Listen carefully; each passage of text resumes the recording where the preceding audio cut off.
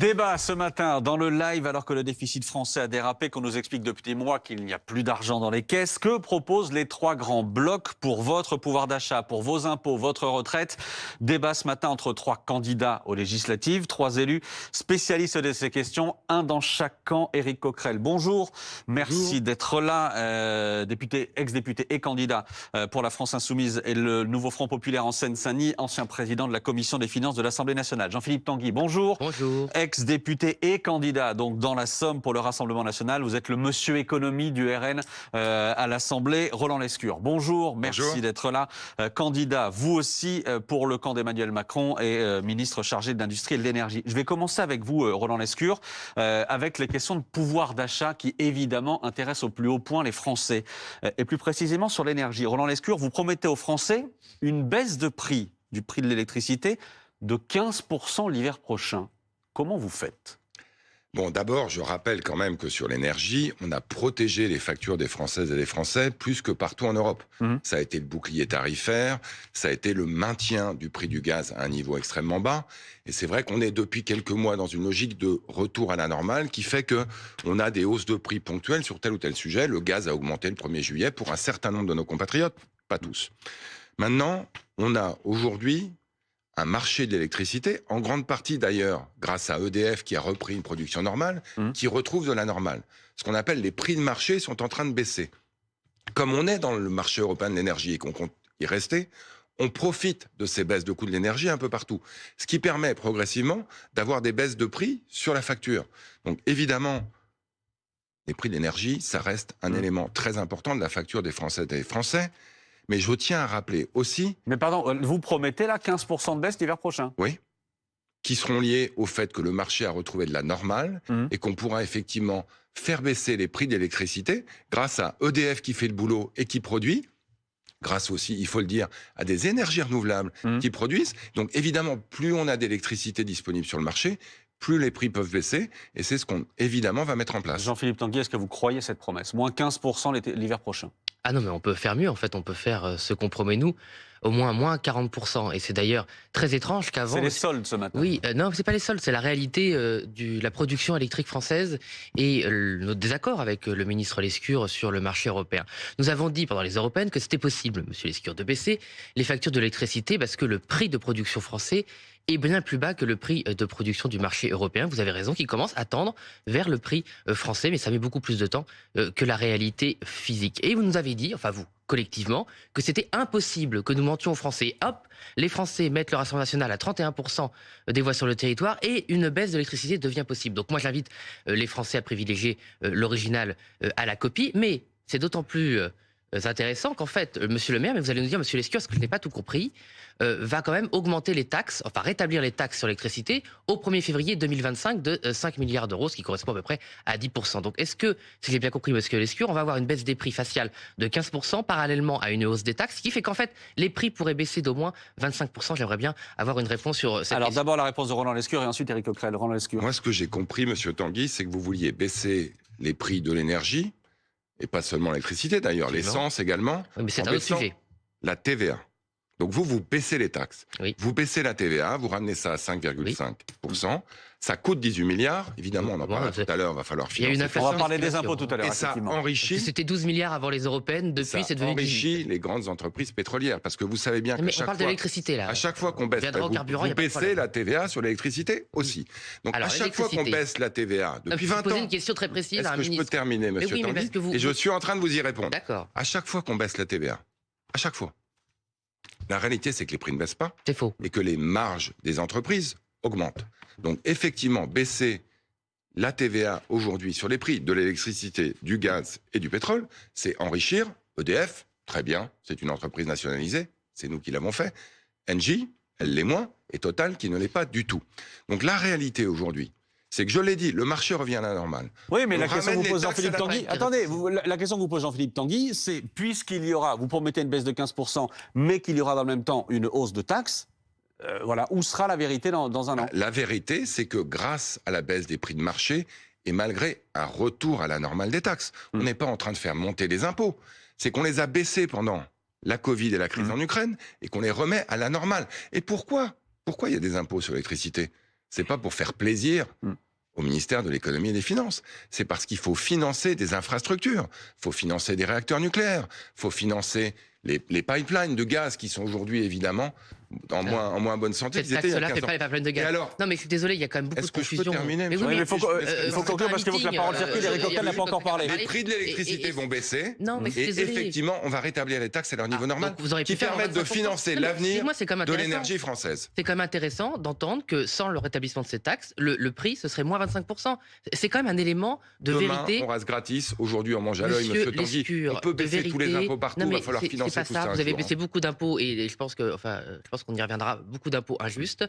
On va parler des impôts tout à l'heure. Ce que je veux dire aux Français, parce qu'on a beaucoup attaqué le Rassemblement national sur la crédibilité, c'est que sans le rétablissement de cette taxe, en fait, on est à moins 25% sur les prix. C'est quand même considérable comme information. Éric Coquerel, moins 15% ici, moins 30 à 40% du côté du RN. Qu'est-ce que vous promettez sur l'électricité? Déjà, il faut annuler l'hausse de 10% qui est prévue. Parce que je vous fais remarquer, par exemple, pour un foyer de 4 personnes, c'est plus de 200 € l'électricité. Voilà. Et en termes de pouvoir d'achat, laisser penser que la crise énergétique serait passée et que maintenant le bouclier énergétique serait derrière nous et qu'il faut augmenter ces prix, c'est pas, je veux dire, quelque part sur le pouvoir d'achat des gens et donc la consommation populaire, on va y revenir sur d'autres aspects, c'est quelque chose qui est absolument contre-productif pour l'économie et évidemment pour les gens. Donc il faut annuler ça. Voilà, il faut annuler l'augmentation de 10%. Nous pensons... Et 10% cet été, c'est pour le gaz. Et la manière d'envisager des baisses de TA, ce n'est supportable que si d'un autre côté, on bloque les prix. Notamment, par exemple, au niveau de l'électricité et des produits de première nécessité. Si vous ne bloquez pas les prix, Monsieur Lescour a raison, si vous baissez juste la TVA et que vous ne bloquez pas les prix, c'est éventuellement les marges des distributeurs, les marges des fabricants qui en profitent. Donc, si on veut baisser la TVA sur certains produits, nous on est d'accord, notamment l'énergie, eh bien, il faut bloquer les prix. C'est ce que nous proposons. Attendez, si j'élargis au-delà de l'électricité, sur quel produit vous voulez, puisqu'on parle du pouvoir d'achat, vous voulez bloquer les prix? Nécessité alimentaire.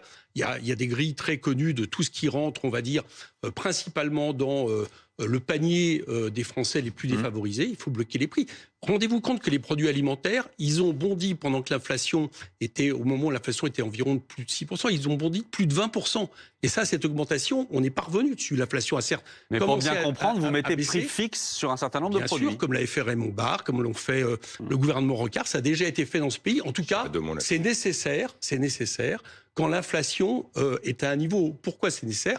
Parce que sinon, ça veut dire que c'est les salariés, c'est les gens qui travaillent, qui payent les pots cassés de l'inflation. Et comme en plus, ils les payent également sur les salaires, puisque les salaires réels ont baissé l'an dernier de 2,5%, eh bien, ils perdent dans les deux coups. On bloque les prix, Jean-Philippe Tanguy? Bon, le blocage des prix, malheureusement, ça ne fonctionne pas, surtout quand on multiplie ces blocages. Ça peut fonctionner temporairement, par exemple, les masques. Les Français se souviennent, pendant la crise du Covid, votre gouvernement avait bloqué administrativement les prix des masques, ce qui avait une folie. Mais le problème du blocage des prix, c'est qu'on ne sait pas en sortir. Et notamment sur les prix de première nécessité, et quand ils sont trop nombreux... je vous ai expliqué sur un... sur un prix, vous avez raison, quand c'est un prix, ça peut fonctionner. Si on fait sur tous les prix de première nécessité, on ne sait pas sortir du blocage des prix, même ça peut paraître à nos compatriotes. Si je me souviens bien, pendant la présidentielle, le Rassemblement national proposait de baisser les taxes sur un certain nombre de produits de première nécessité, qui étaient une centaine aussi. Absolument, mais c'est pas la même chose que bloquer les prix. C'est pas le blocage, mais vous proposez la TVA, ça. Et ça a fonctionné au Portugal. Au Portugal, la baisse de TVA sur les produits de première nécessité a été transférée sur les prix à 100%. Il y a 2 études de la Banque centrale du Portugal qui est indépendante, qui ont avalisé cette mesure. C'est une mesure prise par un gouvernement de centre-gauche. Et j'avais d'ailleurs envoyé cette étude au président Coquerel pour qu'on l'analyse à la commission des finances. On n'a pas eu le temps de le faire, sans doute, c'est pas du tout une attaque contre le président Coquerel, mais ça a été prouvé, parce qu'en fait, sur les biens très concurrentiels, ça marche, la baisse de TVA. Juste très rapidement, si vous devez acheter un paquet de pâtes, qu'une enseigne ne baisse pas le prix, alors que l'enseigne à côté baisse le prix, et ben vous allez évidemment choisir le paquet de pâtes où il y a eu la baisse de prix sur la TVA. Donc ça fonctionne très bien sur les produits. Donc attendez, juste pour préciser les choses, ça veut dire que dans votre programme, là, pour ces législatives, il y a bien le blocage de la TVA sur un certain nombre de produits de première nécessité. Il y a la baisse de la TVA, oui. Baisse de la TVA. Donc baisse de la TVA d'un côté, blocage des prix de l'autre. Qu'est-ce que vous répondez? Comment vous faites baisser les prix? Je répondais d'abord que, et je voudrais pas caricaturer, mais malheureusement c'est un peu obligé, le blocage des prix, c'est le Venezuela. C'est obligatoire, jamais. C'est-à-dire que le blocage des prix sur les produits de première nécessité, on va bloquer le prix du pain. Monsieur Coquerel, qui sera à Bercy, tous les matins va se lever en disant la baguette aujourd'hui c'est 1 €. C'est ça, bloquer le prix du pain. C'est administrativement, on choisit le prix du pain.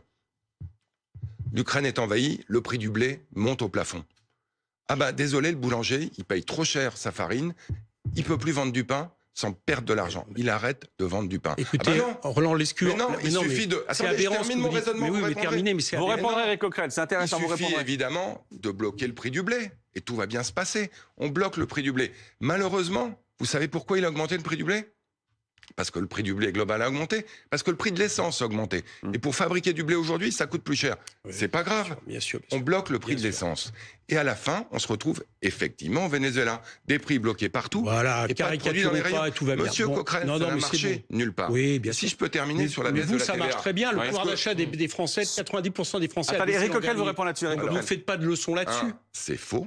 Mais non, c'est pas faux. Mais vous le savez, la moyenne du pouvoir d'achat, elle a augmenté grâce aux revenus du capital. Au niveau des salariés, ça a baissé. Mais si, bien évidemment. Ne dites pas c'est faux. Ne dites pas c'est faux. Monsieur Coquerel a raison sur ces chiffres-là. On s'écoute, bien évidemment, on est là pour ça. Donc, la baisse de la TVA, je l'ai dit, je le redis. Quand vous baissez la TVA, vous augmentez les marges de Nestlé, de Danone. Très bien. Vous ne baissez pas. Pour bien comprendre, ça veut dire que vous considérez que si on baisse la TVA, les grands industriels vont augmenter leur prix. Ça, c'est le prix. Ça, c'est la TVA. Et ça, c'est le prix que vous payez dans le rayon. Donc, c'est pour ça que... Si vous baissez la TVA... on va augmenter le prix hors TVA. On peut répondre à Lescure, on est comme à l'Assemblée. Non, vous avez bien sûr. Attendez, il y a deux choses. D'abord, Éric Coquerel qui vous explique que ce que vous proposez là, c'est le Venezuela. Il faut bien comprendre une chose. Oui, d'accord. Ça, écoutez, les trucs politiciens, je ne vais même pas y répondre. C'est la réalité. Mais non, mais ça va. Le Venezuela. Écoutez, c'est pas comme ça que vous allez vous en tirer dans cette élection. D'accord ? C'est par des arguments. Essayez d'avoir des arguments. Donc, ce qui s'est passé, l'inflation, il faut comprendre d'où elle est venue depuis 2 ans. Elle n'est pas venue par les salaires. C'est pas les salaires qui ont dopé l'inflation, d'accord ? Fait que les mesures qu'on a prises, j'allais dire, de ce point de vue-là, sont des mesures stupides. Elle est venue principalement de l'augmentation des prix et de l'augmentation des marges, notamment, par exemple, dans l'agro-industrie. Donc, pour répondre à Roland Lescure, la question, c'est de savoir si on veut à un moment donné penser que ces marges doivent être diminuées ou pas pour que le consommateur s'y retrouve. Nous disons que oui. Donc, la solution pour que ces marges se retrouvent, ça peut être effectivement, à certains moments, pour le pouvoir d'achat, de baisser certains taux de TVA sur des produits de première nécessité ou l'énergie, mais à condition, parce que sinon, effectivement, il y a un effet d'aubaine qu'on voit bien, à condition qu'on bloque les prix. Et je vais vous dire, si on bloque les prix, il y aura un peu moins de marge, un peu moins de dividendes versés pour l'agro-industrie. Donc, c'est pas, pour répondre à M. Lescure, c'est pas les Français qui, à la fin, vont payer la note. C'est ceux qui vont payer la note, c'est ceux qui se sont fait beaucoup d'argent sur les crises successives. Attendez. Jean-Philippe Tanguy, pour répondre à Roland Lescure, après, il faut qu'on parle des salaires. Jean-Philippe Tanguy. Mais moi, j'ai donné une étude empirique qui a existé au Portugal. Donc, M. Lescure, d'ailleurs, le gouvernement, j'ai demandé à M. Le Maire aussi. Je n'ai jamais eu de réponse sur cette étude. Elle vous dérange. La réalité économique, c'est pas du dogme. Il y a des produits sur lesquels la baisse de TVA ne fonctionne pas. C'est le cas de la restauration. C'est tout simple, tout le monde peut comprendre. Vous avez envie d'aller manger une pizza. Bon, la pizzeria n'a pas appliqué la baisse de TVA. Vous n'allez pas manger un hamburger. Voilà. C'est tout simple, l'économie. Par contre, un paquet de pâtes, vous pouvez le remplacer. C'est très simple. Moi, je suis pragmatique. Ça a fonctionné au Portugal. Je n'ai jamais eu de réponse sur cette étude. C'est dommage. Je vois beaucoup de désinformations sur ce sujet. Sur les abus des multinationales. Oui, Marine Le Pen à la présidentielle avait dit, nous lutterons contre les surprofits. C'est quoi les surprofits ? C'est pas juste que les profits sont gros. On peut faire des gros profits si on réussit une innovation ou la conquête d'un marché. C'est quand ces profits sont liés à des abus sur la concurrence, à des abus en profitant des crises inflationnistes liées à l'Ukraine, par exemple. Là, il fallait le récupérer. Le bouclier énergétique. Il y a un rapport de la Cour des comptes, mais qui n'a pas été contesté par le gouvernement, qui dit que le bouclier énergétique a amené à 30 milliards de surprofits des énergéticiens. Et vous avez mis en place, monsieur Lescure, c'est totalement votre... Il faut qu'on parle de salaire. Non, mais juste fini, ils avaient voulu mettre en place une taxation qui s'appelait une taxe sur la rente inframarginale. Ça devait rapporter 12 milliards d'euros. Ça a rapporté 600 millions d'euros parce que vous n'avez pas su la mettre en place. Les salaires, Roland Lescure, tout le monde autour de cette table, je pense, promet de rapprocher le salaire net du salaire brut. Comment vous faites ? Bon, d'abord, la première manière d'augmenter les revenus des gens, c'est quand même qu'ils aient un boulot. La baisse du chômage qu'on a enregistrée depuis 7 ans, elle est historique. Moi, j'ai grandi pendant des décennies de chômage de masse. On est aujourd'hui avec le plus de Français qui travaillent à jamais. On n'a jamais eu autant de Français qui travaillent en France grâce à notre politique. Ensuite, évidemment, il faut que les salaires augmentent. Plus l'emploi est fort, plus les salaires augmentent. Plus l'activité est forte, plus les salaires augmentent. Il faut qu'on aille au-delà. Ce qui est vrai, c'est qu'aujourd'hui, si je décide, moi, employeur, d'augmenter la rémunération de mes salariés de 100 €, il y en aura 30 ou 40 seulement qui rentreront dans la poche de mes salariés. Donc ça, c'est ce qu'on appelle l'écart entre le salaire brut et le salaire net. Et pour ça, il faut pouvoir baisser les cotisations sociales. Ce qu'on a commencé à faire. Il va falloir continuer à le faire, mais à une condition, c'est qu'on tienne les dépenses publiques. Parce que si vous baissez les recettes d'un côté pour donner du pouvoir d'achat, mais que vous augmentez les dépenses, comme l'un et l'autre envisagent de le faire, soit via de la baisse de la TVA qui ne servira à rien, soit des hausses de dépenses exceptionnelles qu'il faudra bien financer, vous perdez à gauche ce que vous gagnez à droite. Donc oui, il faut baisser l'écart entre salaire brut et salaire net, mais il faut aussi être extrêmement rigoureux sur la dépense publique, et c'est ce qu'on fera. Baisser les cotisations. Vous, votre réponse, Éric Coquerel, c'est d'augmenter le SMIC. C'est déjà pas de baisser les cotisations, parce que ça, baisser les cotisations, c'est prendre dans la poche de quelqu'un, mettre dans la poche de quelqu'un en lui prenant dans l'autre. Parce que je rappelle que les cotisations, nous appelons ça un salaire différé. C'est-à-dire que c'est la part de salaire que les travailleurs, notamment au moment de l'invention de la sécurité sociale ou autres, ont décidé de collectiviser pour assurer les gens au niveau de la vieillesse, du chômage, de la sécurité. Donc, on ne touche pas à la question des cotisations. On y reviendra certainement tout à l'heure. Vous les augmentez, les cotisations vieillesse. On y reviendra tout à l'heure dans le financement. On verra tout à l'heure, on parlera des impôts. Moi, je crois qu'il faut regarder globalement ce qui se passe depuis quelques années, depuis une trentaine d'années, et plus encore depuis que M. Macron a été élu. C'est que le partage des richesses, la manière dont on utilise la plus-value dans ce pays, a considérablement migré des revenus du travail vers les revenus du capital. Et le pire de ça, c'est que ça a migré vers le revenu du capital non investi, c'est-à-dire les dividendes et rachats d'actions. Rendez-vous compte que depuis 2017, on a multiplié par 2 le montant des dividendes et des rachats d'actions. Mais sur le SMIC à 1 600 € net. Oui, je sais bien, mais... Oui, mais j'y viens. Chacun a sa logique. Moi, ma logique est totalement inverse de M. Lescure. Donc, si vous ne me laissez pas expliquer... Allez-y. Donc, on est passé, pour les entreprises du CAC 40, de 50 à 98 milliards. Ça coûte de l'argent collectivement, parce que c'était des cadeaux fiscaux, parce que c'est de l'argent qui ne rejaillit pas dans l'économie. Il y a toutes les études là-dessus sont d'accord, y compris France Stratégie, directement à Matignon. Et évidemment, comme le partage des richesses se fait sur d'autres quelqu'un, on a pris sur les salaires. Donc nous, ce que disons, c'est qu'il faut reprendre une partie de cet argent qui quelque part est dilapidé au profit de quelques-uns, notamment, par exemple, savez-vous qu'aujourd'hui, on a 150 milliardaires dans ce pays qui payent moins de 2% d'impôts sur le revenu. Mais sur les 1 600 € net. Eh bien, donc, je vous explique, il faut remigrer vers les revenus du travail. Et les revenus du travail, c'est par exemple, effectivement, monter le SMIC de 1 600 € net. 1 600 € net, c'est par exemple 8% d'augmentation du SMIC cette année, d'accord ?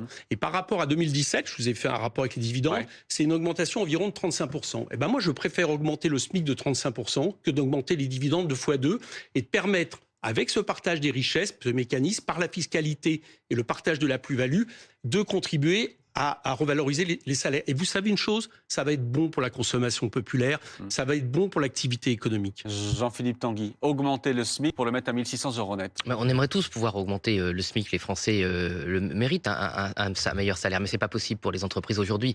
Alors d'ailleurs, dans le programme, et si j'ai bien compris, de Nouveau Front Populaire, il y a une espèce de caisse de répartition où les hausses pour les petites entreprises seraient compensées par les très grosses. Enfin, ça me paraît, les multinationales, ça me paraît extrêmement compliqué et je pense que ce n'est pas adapté à la situation. Moi, je pense qu'il faut d'urgence donner un coup d'air aux salariés en permettant aux entreprises de faire des accords salariales dans une entreprise, une hausse de salaire de 10% d'un coup, sans charge sur la hausse de salaire seulement, pour 5 ans, le temps qu'elles gagnent les marchés et qu'elles accélèrent leur activité pour pouvoir payer les cotisations sociales. Votre promesse, c'est 6 accords dans une entreprise, plus 10% de salaire, sans charge. Voilà, tout le monde pour... tous les mêmes salariés d'une entreprise, pour pas qu'il y ait d'effet d'aubaine, qu'on augmente quelqu'un qu'on voulait augmenter avant, pour qu'il y ait aussi de la solidarité évidemment dans l'entreprise, pour que ça concerne jusqu'à 3 SMIC, aussi bien les salariés au SMIC que les classes moyennes qui se sentent toujours écartées de ce genre de mesures. Et dans un deuxième temps, il faut évidemment, lors d'une grande conférence sociale, aussi avec les autres partis politiques s'ils le souhaitent, mettre à plat effectivement l'échelle des cotisations sociales. Vous avez 2 trappes à bas salaire aujourd'hui, une trappe autour du SMIC, qui fait qu'effectivement si vous augmentez quelqu'un qui est au SMIC de 100 €, ça coûte entre 300 et 500 € de pouvoir d'achat ou pour l'entreprise, et donc elle n'y arrive pas à le faire. Et de l'autre côté, autour de 2 SMIC et demi, vous avez aussi une nouvelle trappe qui ne permet pas de passer aux classes moyennes supérieures. Mais ça, on ne peut pas le faire tout seul. C'est-à-dire qu'il y a un moment, les coups de baguette magique au moment des élections, où on dit on va baisser les charges. Oui, mais ça ne veut rien dire. C'est là où il faut faire une grande conférence sociale avec les acteurs économiques, avec les syndicats, avec les forces du travail et de l'entreprise, pour comprendre comment on peut sortir de ces trappes à bas salaire. Mais moi, j'alerte les Françaises et les Français sur ceux qui vous promettent qu'un problème aussi structurel de la vie politique française qui dure depuis 50 ans, que les trappes à bas salaire peut être résolu à 50 ans, c'est mauvais signe à mon avis. Roland Lescure. On a 2 idées simple. Oui, simple. 1 600 € net d'un côté, plus 10% sans cotisation de l'autre. 1 600 €. Évidemment, c'est les petites entreprises qui vont payer ça, puisque vous savez que beaucoup de salariés au SMIC sont dans les petites entreprises. Dans les grandes entreprises industrielles, Les salaires sont en fait au-delà du SMIC. Et puis par ailleurs, passer sa vie, ce que vous faites depuis des décennies, on n'est pas d'accord idéologiquement là-dessus, à diviser les entreprises des salariés, revient évidemment à réinventer la lutte des classes en France, en utilisant des données qui ne sont pas tout à fait justes. Sur longue période, le rapport des profits entre travail et capital, il est à peu près constant en France. Et il l'est notamment depuis 2017. Il y a des années où ça va mieux pour les uns, il y a des années où ça va mieux pour les autres. Le SMIC a augmenté plus en France que nulle part ailleurs en Europe depuis 3 ans, parce qu'il est indexé sur l'inflation d'ailleurs. Et c'est ce qui produit une hausse du SMIC et la fameuse trappe à bas salaire dont parlait effectivement M. Tanguy, qui fait que la hausse du SMIC ne se traduit pas pour tous les autres salaires. Nous, on a une mesure très simple à court terme. La prime Macron, qui a fonctionné très bien, on la porte à 10 000 euros. Ça veut dire que dès cette année, les entreprises qui le peuvent, parce que évidemment les entreprises qui ne peuvent pas, si vous faites la hausse du SMIC, elles mettront la clé sous la porte, elles n'augmenteront pas les salaires. Les entreprises qui le peuvent, 10 000 euros net de charge pour leurs salariés. Ça a très bien fonctionné depuis 4 ans, on va continuer à le faire. Éric Coquerel, pour répondre sur les 1 600 euros net, où on vous dit que les entreprises ont payé. Euros net, à la fois Jean-Philippe Tanguy et Roland Lescure sont d'accord là-dessus. Les entreprises paieraient avec les 1 600 euros net. 1 600 euros net et aussi les salaires indexés sur l'inflation pour que les salariés perdent pas. D'accord. Vous avez 40 secondes pour répondre. Je vous explique, non pas 40 secondes, monsieur Lescure. Il y a une petite pause, oui, mais il y a une petite pause derrière. Aujourd'hui, il y a en 2019, donc ça a dû augmenter depuis. Il y a 223 milliards d'aides aux entreprises, soit par exonération, soit d'aides directes, d'accord ? Sans condition. Ce qui veut dire que, par exemple, les entreprises de CAC 40 qui utilisent ces aides, notamment pour verser des dividendes comme je vous l'ai versé, sont traitées du même niveau que des entreprises qui sont vertueuses, qui créent de l'emploi, qui créent des salaires. Nous, ce que nous proposons, c'est de revisiter ça, de remettre ça à plat et de faire en sorte que les entreprises qui, dans un premier temps, en attendant le choc de la demande, parce que vous avez compris que la politique que nous entendons mener, ça va créer de la consommation, ça va créer de l'activité économique, et on y viendra tout à l'heure également sur les budgets nécessaires pour la transition écologique qui font vivre aussi des entreprises. En attendant ça, c'est ces entreprises qu'on aidera. Alors ça peut se prendre par deux formes, soit effectivement une caisse de péréquation comme nous l'avons mis sur la table, mais ça peut se mettre aussi sur des choix ciblés d'aide aux entreprises dans des secteurs très concurrentiels pour aider à passer ce choc. Voilà comment on compte le faire. Mais aujourd'hui, le gouvernement est champion depuis quelques années de l'argent versé à des entreprises sans aucune condition, dont une partie est dilapidée dans des dividendes. Faux, et ça, on poursuit. Attendez, notre économie n'a plus on va y les revenir, moyens, bien sûr. On poursuit ce débat. C'est les réalités, c'est des S'il vous plaît, S'il vous plaît, on poursuit ce débat dans un instant. On vous aide à choisir à 13 jours. 223 milliards en 2019. On vous aide à choisir à 13 jours des législatives. On poursuit ce débat. On va parler notamment, dans un instant, des retraites, la réforme des retraites et des impôts. Vos impôts, à tout de suite. 11h, la suite du grand débat du live à moins de 2 semaines maintenant du premier tour des législatives. Ce matin, pouvoir d'achat, retraite, impôts. Quelle France le 8 juillet Débat entre 3 candidats aux législatives. Éric Coquerel, ancien président de la commission des finances de l'Assemblée nationale pour le Nouveau Front populaire et la France insoumise. Jean-Philippe Tanguy, député de la Somme et responsable du programme économique du RN. Et Roland Lescure, ministre en charge de l'industrie et de l'énergie. Je voudrais qu'on parle des retraites avec une question très simple, Jean-Philippe Tanguy. On a une réforme qui est passée l'année dernière, dans la douleur. Si vous arrivez au pouvoir, est-ce que vous la supprimez immédiatement? Est-ce que vous revenez immédiatement sur cette réforme? Et si oui, qu'est-ce que vous mettez à la place? Elle sera abrogée à l'automne, après consultation des partenaires sociaux et économiques, comme on ne peut le faire que pour une réforme des retraites.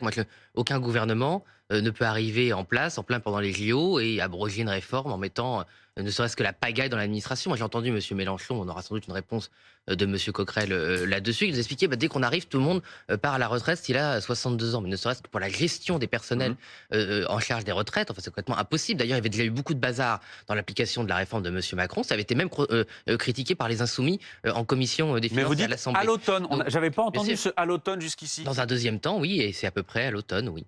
À l'automne. Et qu'est-ce que vous mettez à la place? La réforme qui avait été proposée par Marine Le Pen, à savoir que les personnes qui ont commencé à travailler tôt, avant 20 ans, sous réserve d'un certain nombre de trimestres évidemment, pourront partir avant 60 ans. Et ensuite, selon les annuités réalisées, vous pourrez partir entre 60 et 62 ans. Donc maximum 62? Oui, 62 ans. En fonction du nombre de cotisations. Si vous avez évidemment le nombre d'annuités pour après. Si vous n'avez pas cotisé suffisamment, ça sera toujours 67 ans, mais c'était déjà 67 ans avant, 65 ans, pardon, c'était avant la réforme de M. Macron. Et même sous François Mitterrand, si vous n'aviez pas vos annuités, vous ne partiez pas à 60 ans. Il faut arrêter de raconter des blagues aux Français. Roland Lescure. Moi, je suis effaré. Je veux dire, on est dans une élection législative où on a deux démagogies qui s'opposent. Une irresponsabilité dès le mois de juillet. Alors vous, dès le mois de juillet, à 62 ans... Éric Coquerel n'a pas encore parlé sur la Non, mais je connais son programme. Je l'ai lu. Des milliards de dépenses et des recettes imaginaires. Mais sur les retraites, juste. Alors vous, c'est la démagogie, c'est juste l'irresponsabilité en octobre. On ne le fait pas en juillet, on le fait en octobre. Franchement, la réalité, c'est quand même pas au niveau. La réalité, c'est que cette réforme, j'aurais préféré qu'on s'en passe. Moi, j'ai pas spécialement. La réforme de l'an dernier, vous voulez dire. Bien sûr, j'ai pas spécialement envie de dire aux Françaises et aux Français, désolé, on vit plus longtemps, va falloir travailler plus longtemps. Personne n'a envie de travailler plus longtemps aujourd'hui, sauf ceux qui ont la chance d'avoir un travail passionnant. Mais la réalité, c'est qu'il faut financer tout ça. Il faut un peu de responsabilité. Et qu'effectivement, pour financer la hausse de l'espérance de vie dont on est tous très heureux, il faut travailler davantage. C'est pas les plus fragiles qui ont une espérance de vie qui augmente, monsieur Lescure. Donc évidemment, cette réforme, comme toutes les réformes des retraites d'ailleurs, les oppositions, en toute responsabilité, s'en sont lavé les mains en disant « vous faites sans moi ».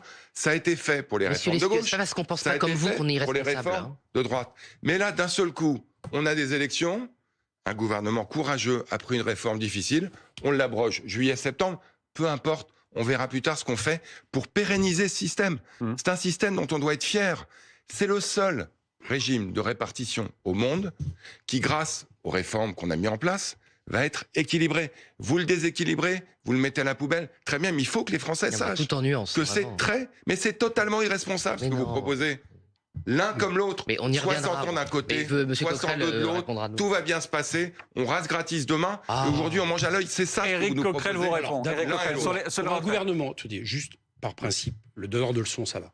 On a un gouvernement qui, à la fin de l'année dernière, a imposé à l'Assemblée nationale, sans vote, un budget qui, 3 mois après, a été complètement revu, tellement ils se sont trempés sur la croissance, sur les déficits. 300 milliards de dépenses. Et 3 mois après, ils expliquent qu'il faut revoir totalement le budget. Alors, la crédibilité économique de ce gouvernement, qui est même contestée par le Haut Conseil des finances publiques, ça va, vous donner le leçon. Donc je réponds, mais non, mais arrêtez avec vos chiffres fantaisistes, quoi.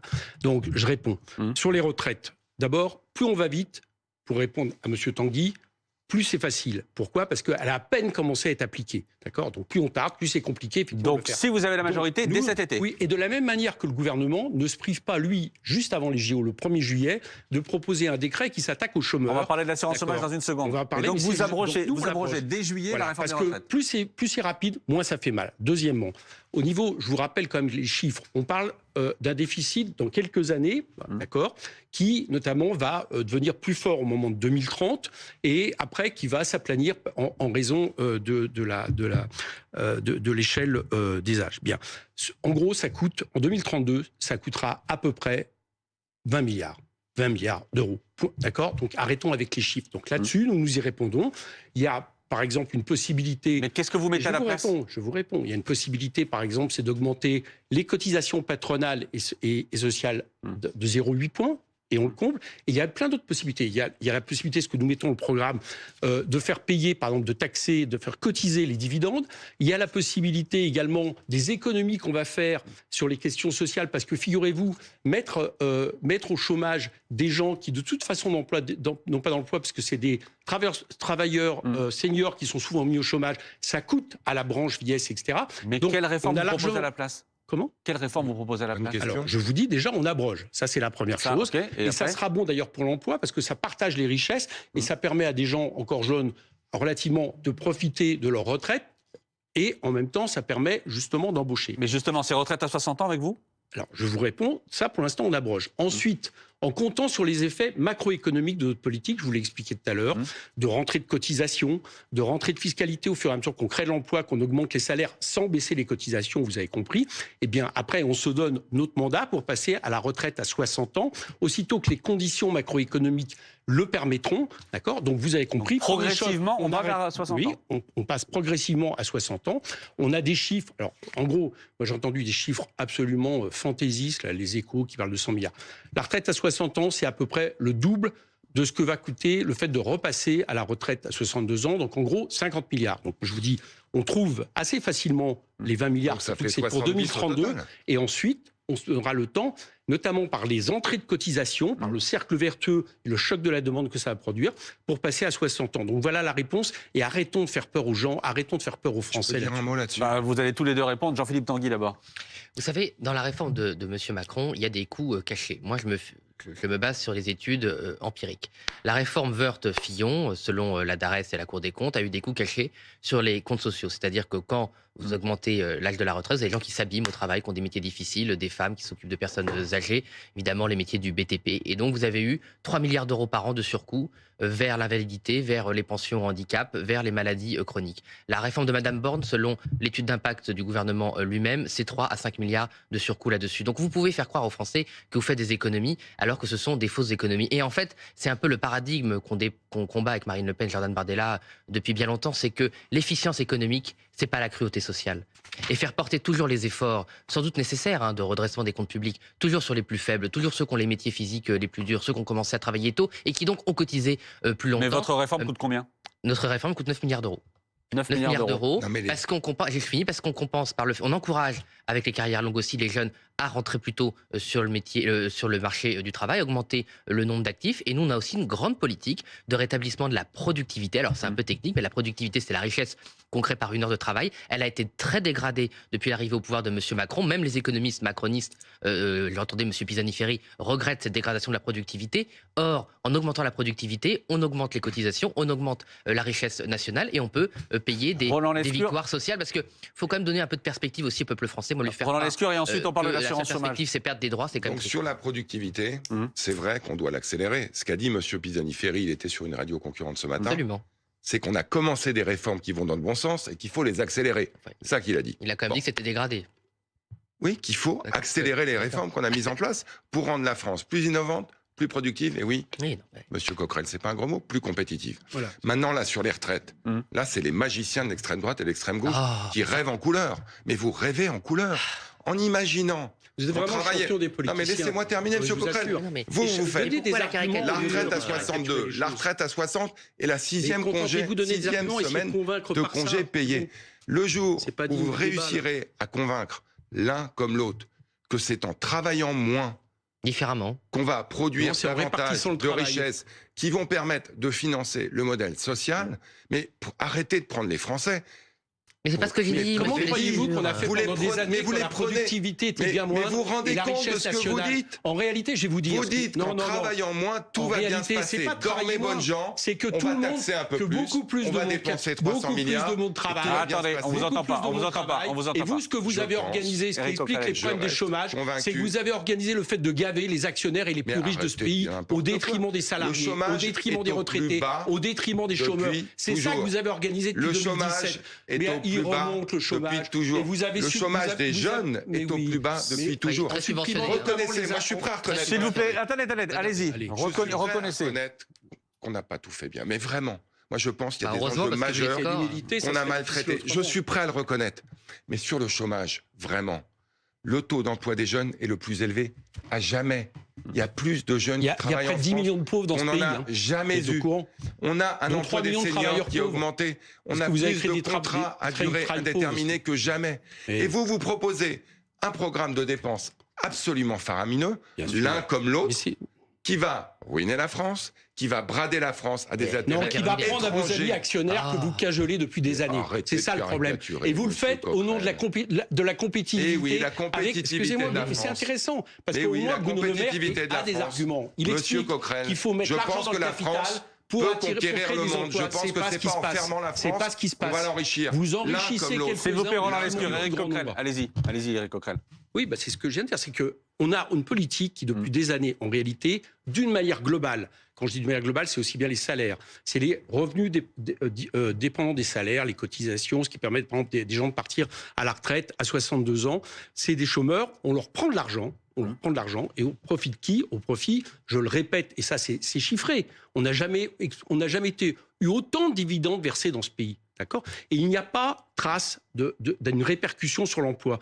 Donc ça, c'est la politique du gouvernement. Et moi, je ne vais pas polémiquer. Bruno Le Maire le défend. Il le dit. Moi, je fais cette politique parce que je pense il faut attirer les capitaux. Vous savez, c'est la fameuse phrase d'Helmut Schmidt. On crée les profits d'aujourd'hui sont les investissements de demain et les emplois d'après-demain. Sauf que ça ne marche pas. C'est-à-dire, ce qu'on voit, c'est qu'il y a une accumulation de richesses comme jamais on a vu, qui en plus attaque notre promesse républicaine parce qu'on a quand même un pays pour qui l'égalité, c'est un peu dans son ADN. Donc ça produit effectivement des secousses et, j'allais dire, beaucoup de malheur pour la plupart de notre pays. Et l'emploi, lui, contrairement à ce qui est dit, et notamment dans les chiffres du chômage, parce que je vous fais remarquer qu'on a tellement sorti de chômage. On va parler de l'assurance chômage. On a tellement sorti de chômage. On va parler de l'assurance chômage maintenant. Je vais y venir. 2 millions d'emplois créés, que tout ça, au niveau des emplois créés, et notamment de ce qui est expliqué, qui compte maintenant les apprentis, ce qui n'était pas le cas avant. Donc on a à peu près un tiers d'apprentis dans l'emploi créé. C'est de la fiction. C'est de la fiction. Pour qu'on comprenne bien. Dans un instant, on parlera des impôts, de vos impôts, et voir ce que vous proposez pour financer les dépenses qui ont été mises sur la table ce matin. Mais d'abord, une clarification, Roland Lescure. Sujet capital, la réforme de l'assurance chômage. Le gouvernement vient de la lancer. Il faudrait, si elle va au bout, travailler plus longtemps, j'explique pour les téléspectateurs, pour toucher une indemnité chômage qui serait réduite par rapport à ce qui existe aujourd'hui. Est-ce que vous maintenez cette réforme? Elle passera bien avant le deuxième tour, par décret, cette réforme de l'assurance chômage? Moi, ce que j'aimerais, parce que je vais être très franc avec vous, j'aurais préféré qu'on la reporte. Il y a des contraintes législatives qui font qu'au 1er juillet, parce que les partenaires sociaux ne sont pas entendus, il faut qu'on passe un décret. Je considère que l'assurance chômage, ça doit faire partie des sujets essentiels qu'on doit discuter après le second tour. Pourquoi? Parce que moi, je crois intimement qu'on est prêt, on doit être prêt à rassembler des gens raisonnables dans ce pays, du centre droit au centre gauche, pour éviter que les extrêmes l'emportent de l'un ou de l'autre. Vous dites donc ça veut dire de manière très concrète. Pour clarifier les choses, très concrète. Ce que Gabriel Attal a dit sur 1er juillet, décret, la réforme s'appliquera par décret, il faut que ce soit plus souple. On doit passer un décret au 1er juillet parce que le fait que les partenaires sociaux ne se soient pas entendus fait qu'il n'y a plus d'assurance chômage au 30 juin. Il faut passer un décret. Moi, je considère... Vous pourriez maintenir les règles actuelles. Mais même, il faudra un décret. Oui, donc on va passer un décret. C'est bien ce que je vous dis. Et moi, je considère qu'effectivement, ça fait partie des sujets qu'il faudra réouvrir une fois que les Françaises et les Français auront parlé.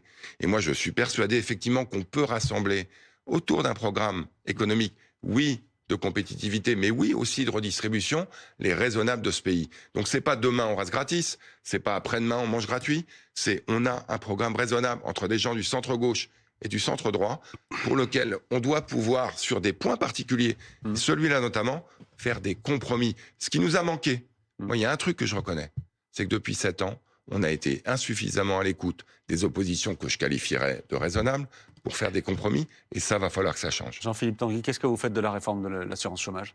Juste très rapidement, sincèrement, monsieur Lescure, cette espèce de vanité qui consiste à dire qu'il y a l'arc de la raison alors que la France, 3 000 milliards de dettes, déficit public caché record, standard d'impôt qui vous dégrade parce qu'il ne croit pas à votre rétablissement des finances publiques, déficit commercial monumental, déficit de la balance des paiements, bref. Mais l'assurance chômage, non mais il faut quand même dire aux gens, il y a un moment, la crédibilité. je le dis, non, si, moi je suis très crédible parce que moi j'ai pas votre bilan et que vous avez vu les taux d'intérêt depuis une semaine? Oui, alors ça on peut en parler, c'est très intéressant le fait que Bruno Le Maire. On doit surtout parler de l'assurance chômage, s'il vous plaît, pour répondre là-dessus, pour que ce soit pour que le débat soit clair. Non mais il y a quand même 45 milliards d'euros d'épargne en action qui a disparu à cause de l'agitation de M. Le Maire sur les marchés. 45 milliards d'euros de capitalisation qui a disparu parce qu'au lieu de rassurer les gens, votre gouvernement les inquiète. Pendant 7 ans, les taux français ont été au niveau des taux allemands. Depuis une semaine, les gens craignent que vous soyez au pouvoir. La dissolution, 1%. L'assurance chômage. Votre question, mais dire cela, nous l'abrogerons parce qu'en fait, aujourd'hui, les Françaises et les Français, les entrepreneurs sont excédés par les fraudeurs. Il y a des fraudeurs, il y a des gens qui pourraient occuper un emploi qui ne le font pas. On peut déjà, si on le voulait, lutter contre ces personnes ou trouver aussi des solutions. Moi, par exemple, en tant que député, ça m'arrive de trouver un logement pour une personne qui veut travailler dans la restauration, mais qui ne peut pas faire 2 heures de trajet par jour. Donc, il y a des solutions concrètes ou des luttes contre les fraudeurs. Mais sanctionner tous les honnêtes gens, les 3 millions de chômeurs catégorie A, les 2 autres millions de chômeurs dans les autres catégories, qui ne trouvent pas d'emploi. Il y a 300 000 emplois non pourvus, il y a 5 millions de personnes au chômage ou mal employées. Donc, c'est vraiment se faire des voix sur le dos des chômeurs, c'est triste. Et surtout, ça ne fonctionnera pas mieux. Ça ne fonctionnera pas mieux. Par ailleurs, les cotisations, ça appartient aux salariés. Donc, et aux vous abrogez, Éric Coquerel, vous abrogez aussi? Évidemment, c'est une mesure absolument cruelle. Alors, juste pour répondre, 3 petites choses. 1, ne laissez pas croire qu'il fallait absolument l'appliquer parce que sinon l'UNEDIC était en problème. L'UNEDIC est en excédent financier. D'accord. En 2024-2027, elle a 20,6 milliards d'excédents grâce à la gestion des partenaires sociaux. Qu'on a mené, je vais y revenir. Je vous dis juste en passant. Donc, l'Unédic n'est pas en danger. Donc, sur l'idée, il faut vite le passer, c'est absolument faux. Deuxièmement, au niveau des chômeurs, là, l'idée, c'est de faire payer en réalité le chômage qui est en train de remonter. Et on nous avait expliqué, je vous le rappelle, que si le chômage remontait, c'est annoncé par tous les chiffres de l'INSEE à la fin de l'année, eh bien, en vertu de quelque chose d'appelé contracyclique, on n'allait pas continuer à aggraver la pression. Si la situation se détériore, on ne fait pas poser la responsabilité sur les chômeurs. C'est ce qu'on fait. Et avec l'idée qu'en réalité, s'il y a du chômage dans ce pays, c'est parce que les chômeurs ne voudraient pas aller travailler. Vous savez, c'est la fameuse phrase, il n'y a qu'à traverser la rue. Mais bien sûr que si, c'est ça que vous mettez dans la logique. Donc je vous dis que c'est absolument cruel. Et en plus, économiquement, c'est évidemment une catastrophe. Je vous donne l'exemple des saisonniers, qui va être compris dans cette réforme. Donc ça veut dire qu'il y a des métiers qui sont saisonniers, on le sait. Donc il y a quelque part un système, alors on pourrait penser peut-être que c'est par des aides que c'est amélioré, mais c'est par notamment l'Unédic que ces gens-là peuvent faire leur travail dans ce pays. Ce qui va se passer, c'est que ça va donner autant de centaines de milliers de travailleurs pauvres. Quand vous avez moins d'argent qui rentre dans les indemnités des chômeurs, dont je rappelle que seulement 1 sur 2 est indemnisé au niveau de l'Unédic. Qu'est-ce qui se passe? Eh bien, il y a moins de consommation populaire. Donc, on a un paradoxe, parce que le gouvernement, l'an dernier, nous a expliqué qu'il avait réussi à maintenir 0,9% de croissance, alors que l'Allemagne était en récession. À votre avis, pourquoi a-t-il réussi? Parce que la consommation populaire s'est maintenue. Et si la consommation populaire, c'est grâce notamment au matelas social qu'on essaye de protéger et que ce gouvernement n'arrête pas d'attaquer. Donc c'est une mesure qui est mauvaise pour les chômeurs, qui ne créera pas d'emplois et qui en plus pour la consommation populaire est absolument stupide. Donc oui, il faut l'abroger très rapidement. On parle des impôts. Roland Lescure, si vous vous maintenez au pouvoir, et ceux qui nous regardent vous attendent ce matin là-dessus, qu'est-ce que vous faites? 0 hausse d'impôts? Mais bien sûr. On ne change pas une politique qui, de ce point de vue-là, je le répète, il y a des choses qu'on n'a pas bien faites. Mais sur les impôts, sur l'économie, et n'en déplaise à ces deux messieurs, sur l'emploi et le chômage, on a fonctionné. Je veux quand même, puisque j'imagine que vous donnerez la parole... Oui, c'est le principe. Après, essayez quand même de détricoter un peu ce qu'on... Alors attendez, vous savez ce qu'on fait? Je donne la parole et ensuite, si vous voulez, vous détricoterez. Les nouveaux programmes, ils sont là. Je vais donner la parole à Éric Coquerel d'abord. Éric Coquerel, le nouveau Front populaire prévoit la mise en place d'une série de nouvelles taxes pour financer votre programme. Taxe sur les revenus de l'épargne, une hausse des droits de succession notamment, il y en a d'autres. Vous prévoyez aussi, et ça va intéresser ceux qui nous regardent ce matin, de créer plus de tranches pour l'impôt sur le revenu, que l'impôt soit plus progressif. Il y aurait 14 tranches au lieu de 5. Qu'est-ce que ça change pour ceux qui nous regardent? Pour quelqu'un qui gagne 4 000 euros, qui est célibataire, rien. Et même en dessous de 4 000 euros, ses impôts baissent. D'accord. Quelqu'un qui est au-dessus, ça augmente. Et plus ça augmente, plus effectivement vous payez d'impôts. La limite, elle est à 4 000 pour vous? Elle est à peu près ça. Elle était il y a 2 ans, donc il faut refaire les calculs. Il faut voyez à peu près le prorata. Bien. Donc, moi, je voudrais rappeler quelque chose. J'ai donné le chiffre tout à l'heure, mais qui va peut-être halluciner ceux qui nous écoutent. D'accord? Il y a 150 personnes dans ce pays qui sont les plus riches personnes de ce pays, qui payent entre 0,1 et moins de 2% d'impôts sur le revenu. Parce qu'on leur a fait des cadeaux, notamment avec la flat tax et une espèce de bouclier fiscal pour les détenteurs de capitaux, plus la suppression de l'ISF. Donc ça, c'est pas supportable. Et quand je vous dis ça, c'est beaucoup d'argent. Ces 150 personnes, par exemple, on leur appliquerait le taux d'impôt sur le revenu, en gros, de la tranche des 10% les plus riches. Rien que ça rapporterait 18 milliards d'euros à l'État. Donc oui, il faut un impôt sur le revenu plus juste, plus en tranches. En gros, c'est le retour à peu près aux 14 tranches de 80, pour aller vite. D'accord ? Et d'un autre côté, il faut faire en sorte d'aller reprendre par des taxes sur les dividendes, sur les rachats d'actions, sur la question des transactions financières. Un certain nombre de cotisations sur les salariés aussi, les cotisations vieillesse. Sur les cotisations. Vous augmentez ça? Oui, sur les salariés, disons les mieux payés, les très riches salariés. Bon. Donc en gros, nous, ce qu'on a fait... Et ce que je vous dis là, ce que j'entendais Roland Lescure dire tout à l'heure, oui, c'est les extrêmes, on peut s'entendre. Mais ce que je vous dis là, une partie de ces mesures, figurez-vous, eh bien, il y avait des majorités à l'Assemblée nationale, dans ma commission, y compris avec des membres de la majorité pour les voter. On avait voté, par exemple, avec le MoDem, à peu près 15 milliards d'euros qui rapportaient, en allant taxer les superdividendes, c'est-à-dire en gros la part non investie des profits, en allant taxer les rachats d'actions, en allant taxer les transactions financières. Donc nous sommes capables, assez rapidement, sans même, j'allais dire, la réforme globale et profonde, on pourra attendre le projet de loi de finances 2025. Combien ? Mais nous sommes capables de récupérer assez vite 80 milliards d'euros. 80 milliards. Et pardon, pour clarifier les choses, pour que les choses soient très claires, je redis, pour l'impôt sur le revenu, vous dites avec nous, en dessous de 4 000 euros de revenus pour un célibataire, on baisse les impôts à 4 000, c'est neutre, et au-dessus on augmente. Qu'est-ce que vous proposez ? Attendez, il faut je donne la parole. Parce que le temps passe, Roland Lescure va dire, on parlait d'augmenter les impôts. Nous, la question, c'est pas d'augmenter les impôts, mais c'est d'arrêter de mal les baisser, comme l'a fait ce gouvernement, notamment en faveur des plus riches, et surtout du capital qui ne s'investit pas dans l'économie. Jean-Philippe Tanguy, comment vous faites pour financer vos mesures ? Est-ce que vous augmentez les impôts ? Non, nous on veut une répartition de l'effort fiscal totalement différent. Je rappelle d'abord que c'est ce gouvernement, M. Lescure, qui a eu plusieurs records de taux de prélèvement obligatoire de toute l'histoire de la Ve République, c'est-à-dire que jamais les impôts n'ont été aussi forts par rapport au PIB. Vous savez, les Gilets jaunes, c'était simple, c'était le croisement de deux décisions très injustes. À la fois la suppression de l'ISF, la mise en place d'une taxe unique et basse sur les gains financiers, sur les gains du capital, et la hausse des taxes sur le carburant. Ça a fait les Gilets jaunes puisque les Français ont soif de justice fiscale. Donc nous, on veut tout simplement revenir sur ces décisions injustes. Et donc, comment vous faites pour avoir plus de justice fiscale ? Est-ce que, par exemple, vous mettez un impôt sur la fortune financière ? Oui, nous allons créer ce qu'on a Marine Le Pen a proposé, un IFF, c'est-à-dire un impôt sur la fortune financière. Aujourd'hui, vous avez l'IFI qui taxe le capital immobilier, l'enracinement. Nous, on veut transférer et plutôt aller sur les revenus mobiliers, donc les revenus, les dividendes, les revenus du capital qui ne sont pas liés aux biens professionnels, aux biens productifs. Mais pour la grande majorité, ceux qui nous regardent ce matin, qu'est-ce qui change pour eux, pour les impôts ? Eh bien, il y aura une baisse massive de TVA et de prix du carburant. C'est-à-dire qu'en fait, les taxes sur la consommation qui font exploser ce qu'on appelle les dépenses contraintes. C'est-à-dire qu'aujourd'hui, les Français, avant même de pouvoir dépenser un peu d'argent pour se faire plaisir ou pour faire des petits plaisirs à leurs enfants, ils ont ce qu'on appelle les dépenses contraintes. Mais où vous récupérez l'argent alors ? Puisque vous dépensez avec ça ? Je vous l'ai dit, on rétablit l'effort fiscal sur les plus favorisés, sur les revenus très importants du capital. On m'a attaqué, par exemple, quand j'ai remis en cause la flat tax. La mesure que l'on propose, il faut avoir plus d'1 million d'euros d'actions. Donc, si vous voulez, il n'y a quand même pas beaucoup de membres des classes moyennes en France qui ont 1 million d'euros de capital en actions. Ça suffit pour financer raisonnable. Il y a aussi, la TVA, par exemple, la taxe sur les surprofits, donc les profits abusifs par rapport à la situation. Sur l'énergie, ce ne serait-ce que 30 milliards identifiés par la Cour des comptes. Et par ailleurs, oui, la différence fondamentale, évidemment, avec M. Coquerel et le Front populaire, c'est que nous ne pensons que l'État dépense trop. Nous voulons une réforme de l'État, nous voulons des suppressions d'échelons administratifs et territoriaux qui coûtent trop cher. Nous voulons renégocier notre contribution à l'Union européenne en demandant des baisses aussi de dépenses à l'Union européenne, sur les aides à l'élargissement, sur la politique internationale de l'Union européenne. Bref, il y a des économies massives à faire qui ne touchent pas les Français. Parce que le coup de rabot depuis 20 ans, c'est qu'à chaque fois qu'il y a des économies à faire, c'est jamais sur la bureaucratie, c'est jamais sur l'oligarchie, c'est toujours sur... Roland Lescure vous répond. Non mais, donc le programme de M. Coquerel, c'est 300 milliards de dépenses en plus. Mais non, mais arrêtez de donner ce chiffre. Ok, alors ça c'est le chiffre qu'a donné Bruno Le Maire.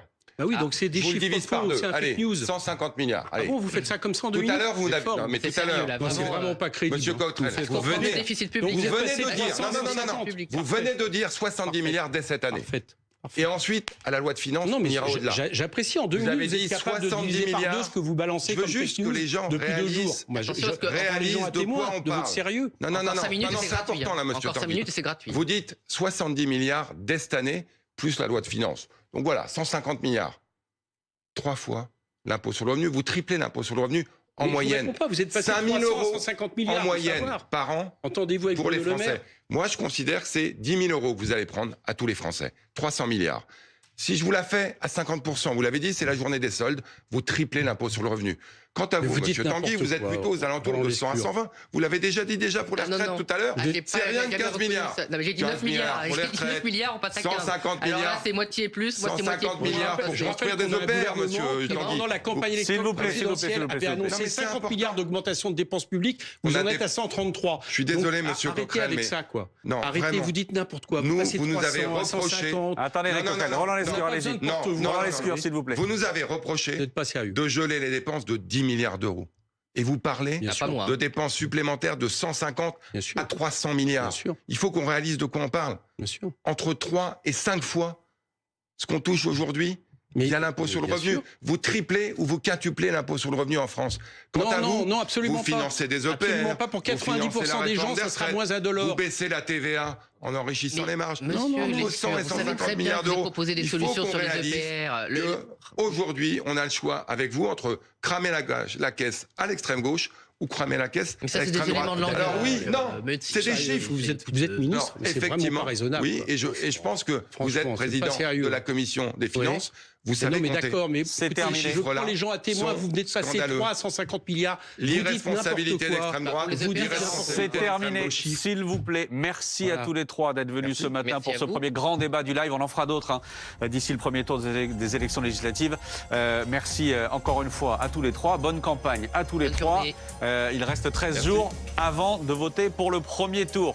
Dans un instant, c'est Roselyne Dubois qui revient. BFM TV répond à vos questions. À tout de suite sur BFM.